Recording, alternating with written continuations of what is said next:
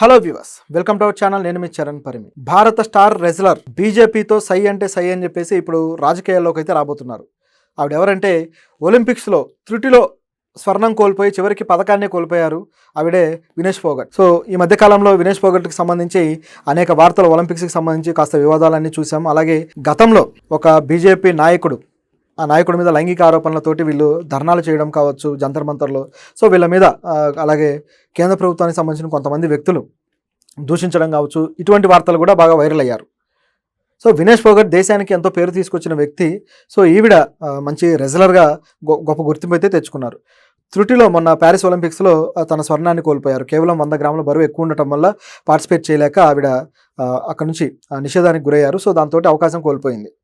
ఇదంతా జరిగిన తర్వాత ఈవిడ మీద కేంద్ర ప్రభుత్వం సానుభూతి చూపించకపోగా కాస్త వెటకారం చేయడము, అదేవిధంగా ఆవిడకి ఒక మద్దతు అయితే తెలియజేయలేకపోయింది. పీటీ ఉషా గారు అంత దూరం వెళ్ళి అక్కడ ఉండి కూడా ఆవిడకి మద్దతుగా మాట్లాడకుండా ఆవిడ వ్యాఖ్యలు కూడా కొద్దిగా డిఫరెంట్గా తయారవడం, ఇవన్నీ మనం చూసాం.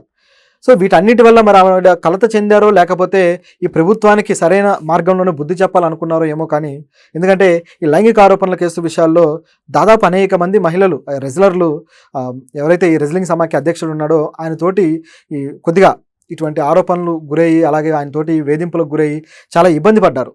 సో వీళ్ళు ఆయనకు బుద్ధి చెప్పడానికి ఏ మార్గం ఎంచుకోవాలో అర్థం కాలేదు. పోలీసులు ఏమో కేసు తీసుకోకపోవడము, దీని మీద సరైన చర్యలు లేకపోవడము, ఇలా రకరకాలుగా జరుగుతూ వచ్చింది.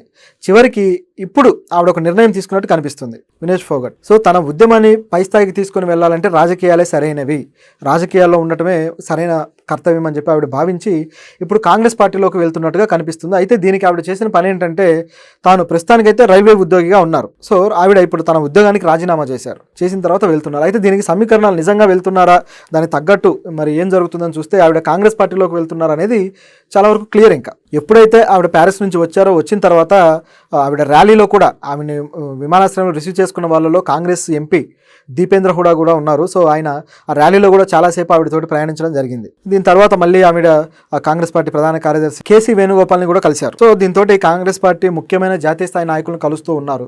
కాబట్టి వీళ్ళు ఇక హర్యానా రాజకీయాల్లోకి ఎంటర్ అవ్వబోతున్నారనే దానికి ఇది ఒక సిగ్నల్గా ఉంది. అంటే కేవలం వినేష్ ఫోగట్టే కాకుండా బజరంగ్ పూనియా కూడా, వీళ్ళిద్దరూ కూడా రాజకీయాల్లోకి వస్తున్నారు అనేది వార్త. కొద్ది రోజుల క్రితమే రాహుల్ గాంధీని కూడా కలిశారు, ఆయనతోటి మాట్లాడడం జరిగింది. అయితే ఈ రాజకీయాల్లోకి రావడం ద్వారా వీళ్ళు ఏం సాధించబోతున్నారు అనేది ఇప్పుడున్న బిగ్ క్వశ్చన్. బీజేపీకి వీళ్ళు కౌంటర్గా నిలబడబోతున్నారా? నిజానికి ఈ విషయంలో ఆవిడ మామూలుగా రైల్వేకి సంబంధించి రాసిన లేఖలో కూడా ఇప్పటిదాకా రైల్వేలో నేను ఎన్నో సేవలు అందించాను, రైల్వే నాకు ఎంతో సహకరించింది, సో ఇక ధన్యవాదాలు అని చెప్పేసి అట్లా ముగించిన తర్వాత రాజకీయాలకు సంబంధించి ఆవిడ మాట్లాడింది ఏంటంటే, రాజకీయాల్లో ఈ మహిళలకు సంబంధించిన ప్రాధాన్యత పెరగాలి. సో మహిళల ఏవైతే సమస్యలు ఉంటాయో వీటిని తీర్చుకోవడానికి వాళ్ళే ముందడుగు వేయాల్సిందే అని చెప్పేసి ఆవిడ అనడం జరిగింది. నిజానికి ఇటువంటి అభిప్రాయం ఆవిడకి ఎందుకు వచ్చి ఉండొచ్చు అంటే, ఒక రెజ్లర్గా, ఒక ఫైటర్గా ఆవిడ చాలా బలమైన వ్యక్తిత్వం కలిగిన మనిషి. ఆవిడకి ఈ ఒలింపిక్ టైంలో బీజేపీ ఎంపీలు హేమమాలిని గారు కావచ్చు, అలాగే కంగనా రనౌత్ గారు కావచ్చు, హేమమాలిని గారు, తర్వాత పీటీ ఉష గారు, వీళ్ళంతా కూడా వెటకారంగా ఆవిడ మాట్లాడి ఇన్సల్ట్ చేశారు. సో 100 కేజీల బరువు అనేది హీరోయిన్లకైనా రెజ్లర్లకైనా ఎవరికైనా ఒకటే. సో ఆవిడ ఇప్పుడు 100 కేజీలు తగ్గినా సరే ఆవిడ నిషేధం గురైంది కాబట్టి ఇక ఆవిడకైతే అవకాశం రాదు, అవార్డులు ఏం రావు, ఏం చేద్దాం అన్నట్టుగా ఒక విధమైన వెటకారంతో హేమమాలిని గారు మాట్లాడారు. అలాగే పీటీ ఉష గారు అయితే ఆవిడ తగ్గకపోవడం అనేది ఆవిడ తప్పే, ప్రభుత్వం దానికి ఏం చేయలేదు, మాకేం తెలియదు, ఆవిడ సహాయకులు ఆవిడే చూసుకోవాలి అని చెప్పేసి వాళ్ళు చేతులు ఎత్తేశారు. తర్వాత మళ్ళీ ట్రిబ్యునల్కి వెళ్ళినప్పుడు ట్రిబ్యునల్లో వాదనలు కూడా వినిపించారు. అక్కడ కూడా పెద్ద ఫలితం లేకుండా పోయింది. అయితే ఈ వివాదంలో కేంద్ర ప్రభుత్వమే ఈ విధంగా చేసింది, ఆవిడ మెడల్ గెలిస్తే కేంద్ర ప్రభుత్వానికి అది అవమానంగా మారుతుందని చెప్పి ఇలా జరిగి ఉండొచ్చు, ఢిల్లీ నుంచి పెద్దల వల్లే ఇలా అయింది అని చెప్పేసి కొంత ఇదైతే వచ్చింది.